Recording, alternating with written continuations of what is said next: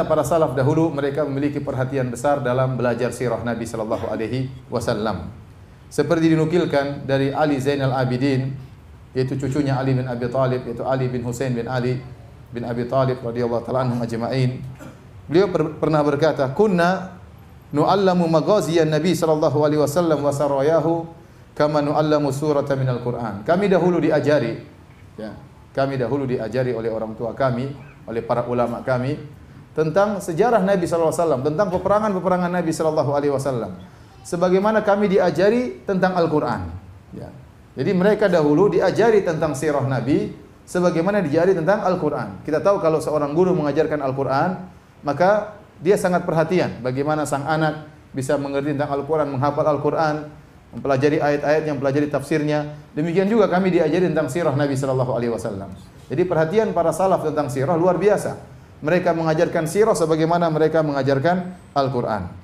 Demikian juga Az-Zuhri, seorang tabi'in, ya, Ibnu Syihab, dia pernah berkata, "Fi ilmil maghazi ilmul akhirati wad dunya." Dalam ilmu sirah, dalam peperangan Nabi sallallahu alaihi wasallam terdapat ilmu dunia dan juga ilmu berkaitan dengan akhirat. Ibnul Jauzi rahimahullah pernah berkata, "Ra'aitul istighala bil fiqhi wa sama'il hadits la yakadu yakfi fi salahil qalbi illa an yumzaja bir raqa'iqi wan nadhari fi siyaris salafis salihin." Menurut saya melihat bahwasanya belajar fikih saja, belajar hadis saja, saya rasa tidak cukup untuk perbaiki hati seseorang.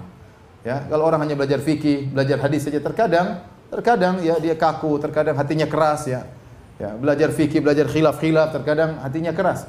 Maka perlu dicampur dengan masalah raqa'iq, masalah yang menimbulkan kelembutan hati. Demikian juga membaca tentang sirah para salafus salihin. Ya, para salafus salih. Ini berkata Ibnu Jauzi. Jadi belajar di sirah itu penting, ya.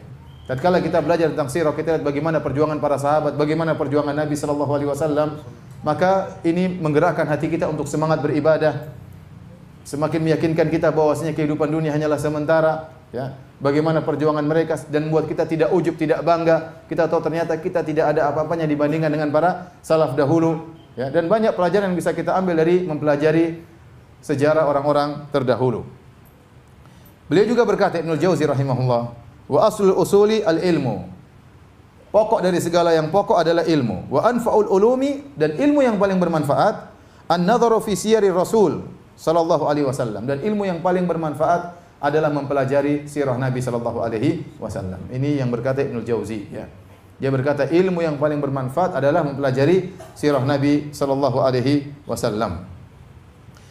Para hadirin dan hadirat yang dirahmati oleh Allah Subhanahu wa taala, terlebih lagi ternyata dalam sirah Nabi banyak pelajaran yang bisa kita ambil, masalah akidah, masalah akhlak, masalah adab, masalah fikih. Seorang yang faqih kalau dia tidak paham tentang sirah, terkadang dia salah mengambil istinbat hukum. Terkadang dia salah dalam masalah nasikh wal mansukh, mana yang lebih dahulu, mana yang terakhir. Kalau dia tidak mengetahui sejarah Nabi sallallahu alaihi wasallam secara berurutan. Terkadang dia baca hadis, ternyata hadis ini sudah mansukh. Ya, kalau dia tidak tahu sirah, dia akan salah dalam hal ini. Oleh karenanya Al-Khatib Al-Baghdadi rahimahullah pernah berkata, "Tata'allaqu bimaghazi Rasulillah sallallahu alaihi wasallam ahkamun katsirah, fayajibu katbuha wal hifdzu laha." Sungguh sirah Nabi berkaitan dengan banyak hukum-hukum. Oleh karenanya wajib untuk mencatat sirah Nabi sallallahu alaihi wasallam dan wajib untuk menjaga sirah Nabi sallallahu alaihi wasallam. Ibnu Abbas radhiyallahu ta'ala anhuma pernah membuat kajian tentang sirah, satu sore sampai malam isinya sirah Nabi sallallahu alaihi wasallam. Sebagaimana diriwayatkan dari Ubaidillah bin Utbah, beliau berkata, "Wa laqad kunna nahdhuru indahu fayuhaddithuna al-ashiyata kullaha fil maghazi." Kami pernah menghadiri kajian Ibnu Abbas radhiyallahu ta'ala anhuma, maka dari waktu sore sampai malam kajiannya seluruhnya tentang peperangan Nabi sallallahu alaihi wasallam.